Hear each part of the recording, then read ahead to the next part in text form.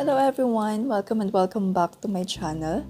So meron po akong magandang i-share sa inyo. Kasi this last week lang, napag-usapan namin ng German husband ko na napag-usapan namin about US visa. Kasi sabi niya gusto niya sanang mag-tour sa US. So, pero hindi pa naman siya sure. Sinabi niya lang na gusto niyang mag-tour sa US or gusto niyang mag-travel to US. So, kaya naman, na-curious din ako kung paano nga ba mag-apply ng US visa. And tinanong ko din ng asawa ko kung yung German citizen ba ay kailangan ng US visa. And sabi niya, kailangan daw. Hindi rin siya sure. So, nag-search ako. And then, nakita ko na they don't need a visa but they have to apply or register in ESTA or yun yung tinatawag nilang Electronic System for Travel Authorization. And of course, they have also to pay $21.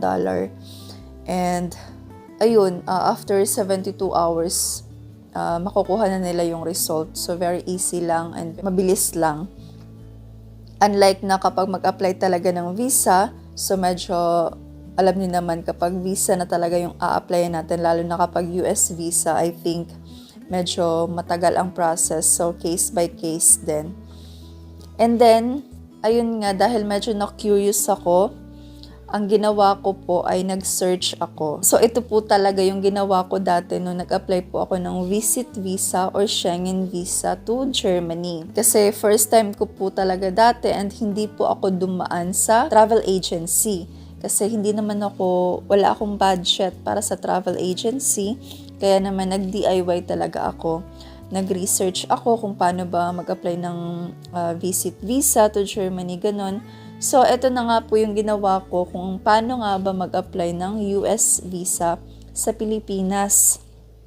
And nakita ko lahat ng information. Kaya naman gustong-gusto kong i-share kasi I remember someone na nag-comment sa video ko kung paano daw ba mag-apply and ano-ano daw ba yung mga documents na kailangan or ano ba yung mga requirements na kailangan. So, for this video po, pag-uusapan natin yung guide, yung step-by-step kung paano ba mag-apply. So, wag po kayong mag-alala kasi ilalagay ko po sa description ng video na to lahat ng link na nakita ko, lahat ng website na nakita ko, lahat ng about sa information kung paano mag-apply ng US visa para hindi po kayo mapunta sa mga scam na website. So, ang first po natin gagawin, of course, kailangan po natin alamin kung ano ba talaga yung visa na a-applyan natin. Ano ba yung purpose ng travel natin. So, dito sa website na to, makikita po natin yung different types of visa na pwede nating a-applyan. So, magdedepende na lang po kung ano yung purpose ng travel natin.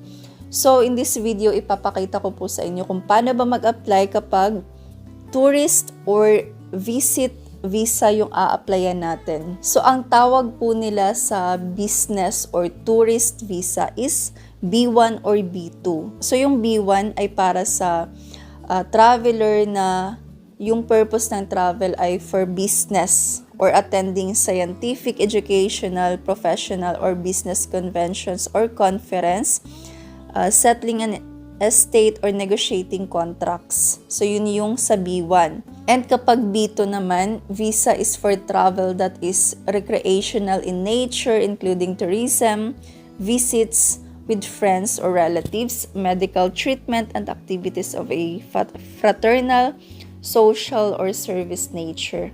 So, kinumbine lang nila yung B1 or B2. Ano-ano ba yung mga requirements kapag mag-apply tayo ng B1 or B2 na visa or business or tourist visa? So, first po is, kailangan po natin mag-fill out ng visa electronic or non-immigrant visa electronic application or tinatawag nilang DS-160 form. And next is, of course, kailangan natin ng passport natin na dapat valid siya at least 6 months beyond your intended period of stay in the United States. And then next, kailangan po natin ng isang 2x2 picture na white or off-white background. And syempre, kailangan po natin ng visa fee. Kailangan po natin ng proof na nabayaran natin yung visa fee. So, mamaya, isi-share ko po sa inyo kung magkano ba yung babayaran and ano-ano ba yung mga supporting documents na kailangan nating dalhin sa appointment date or sa interview. So now, ito na po yung steps kung paano ba mag-apply ng US visa sa Philippines. So step 1 is kailangan po natin magbayad ng visa fee. So take note po na yung visa fee ay non-refundable. The same lang po sa Schengen visa. Kapag mag-a-apply tayo ng Schengen visa, non-refundable din po yung visa fee. So kapag na-denied po yung visa application, hindi po natin makukuha yung binayaran natin na visa fee. So now the question is, saan ba tayo magbabayad ng visa fee? So nakasulat po dito, you can pay your MRV fee at Rizal Commercial Banking Corporation or RCBC. Or pwede rin po tayong magbayad online using PesoNet. But sa nabasa ko dito lahat, mas okay na directly po tayo magbayad sa RCBC para in case, alam niyo yun, mas sure siya kesa sa kapag online tayo magbayad, possible na, alam niyo yun, mag-error, ganon. So, magka-problema pa tayo. So, mas okay na directly tayo sa bangko magbayad ng visa fee. So, ayun nga, sa RCBC po tayo pwede magbayad. And of course, hindi po tayo basta na lang diretsyong pupunta sa RCBC. First po natin gagawin ay i-print or mag-print po tayo ng deposit slip. So, saan natin makikita yung deposit slip? So, nandito lang din po sa website. Makikita po natin dito yung mga options or information about payment. Kung magkano ba yung babayaran natin. So, magdedepende po talaga sa visa na a-applyan natin. So, dahil nga tourist or business yung visa na a-applyan natin. So, na-mention ko nga, diba, na tinatawag nila itong B1 or B2. So, yung B1 or B2, nandito po siya sa pinakaunang deposit slip, which is $160 yung mababayaran natin. So, pindutin po natin to dahil B1 or nasa B1 or B2 yung visa na a-applyan natin. So, i-click natin to siya. And then, eto na po yung makikita natin, USA Visa Fee Deposit Slip. So, eto po yung kailangan nating ipaprint. And then, eto po yung dadalhin natin sa RCBC para magbayad ng visa fee. Nandito po yung amount na 9,280 pesos. Yan na po yung equivalent or value ng $160. Syempre, meron din po siyang expiration date, itong deposit slip. So, kailangan mabayaran po natin siya before ng date ng expiration. And then, makikita din po natin dito yung receipt number kung saan kailangan po natin to kapag mag-book na po tayo ng appointment. So, for example, tapos na tayong magbayad, meron na tayong customer copy ng deposit slip natin. Okay na, nabayaran na natin. And then, yung next step ay complete the non-immigrant visa electronic application form or tinatawag nilang DS-160 form. So, saan tayo mag-fill out ng application form? Again, ilalagay ko po sa description ng video yung link kung saan po kayo pwedeng mag-fill out ng DS-160 form or application form. So, mas okay po na bago tayo mag-fill out ng DS-160 form, basahin po muna natin itong guidelines para ma-ready natin yung mga kailangan natin bago tayo mag-fill out ng form and para maiwasan po natin na magkamali tayo sa pag-fill out ng application form. So, now, for example, nakapag-fill out na tayo ng DS-160 form, okay na print na natin. So, ano yung next step? So, ang step 3 po ay schedule your appointment. So, kapag mag-schedule po tayo ng appointment, ibang website naman po. So, ilalagay ko ulit sa description yung link kung saan po tayo mag-schedule ng appointment. But before that, meron pong 3 information ang kailangan nating i-prepare kapag mag-schedule na po tayo ng appointment. So, first information ay yung passport number natin. And then second is yung MRV fee payment receipt number kung saan makikita po natin yun sa deposit slip natin. And then, yung third information ay yung 10-digit barcode number from your DS-160 confirmation page. So, ito po yung website kung saan po tayo mag-schedule ng appointment. Kailangan natin gumawa ng account.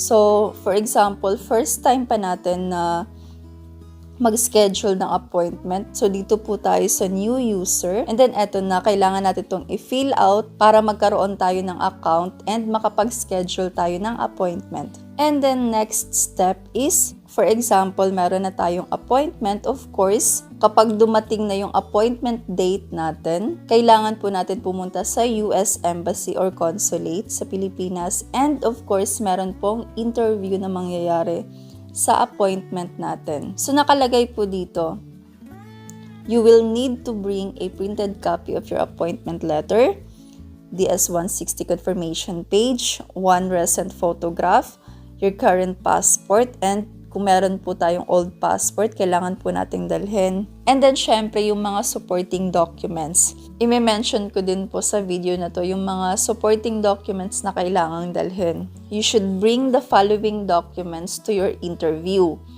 Original documents are always preferred over photocopies, and you must bring these documents with you to the interview. Mas okay po talaga na dala natin yung original copies, and of course, magdala din po kayo ng mga photocopies para merong kopya na makukuha yung US Embassy or Consulate. So, ano-ano ba yung mga supporting documents na dapat nating i-prepare? Yun na po yung current proof of income natin. For example, kung meron man tayong work, meron tayong trabaho sa Pilipinas, so mag-provide po tayo ng Certificate of Employment, Leave of Absence, and syempre, yung bank certificates or bank statements na dapat meron po tayong enough na pera para sa travel. And for example, kung meron man tayong business, syempre, yung mga business permit natin, dalhin po natin yung income tax return. And kung meron man tayong mga properties, so dalhin na lang din po natin yung mga original copy, yung ownership copy, kung ano man yung mga properties na meron tayo sa Pilipinas. And then next na supporting documents ay your travel itinerary or other explanation about your planned trip. So yung travel itinerary, yun na po yung flight reservation, kung kailan yung intended flight natin papuntang US and pabalik sa Pilipinas.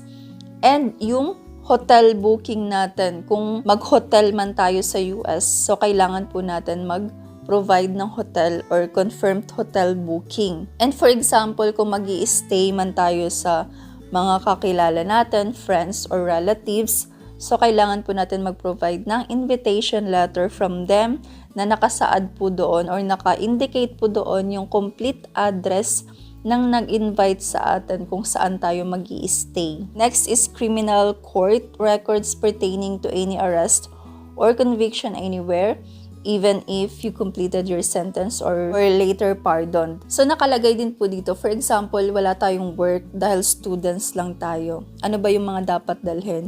So sa students po, bring your latest school results, transcripts, and degree or diplomas.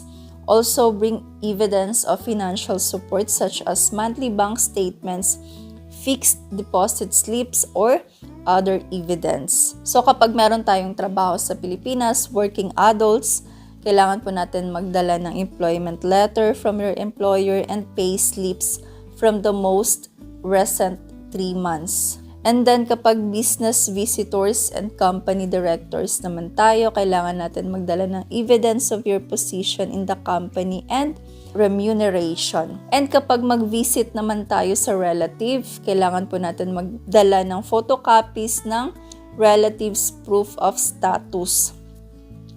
Yung proof of status ng relative natin na i-visit natin sa US. Example, yung green card nila, naturalization certificate, or valid visa. And for example naman na kapag visit na tayo sa US before, so kailangan po natin dalhin yung previously documents attesting to your immigration or visa status before.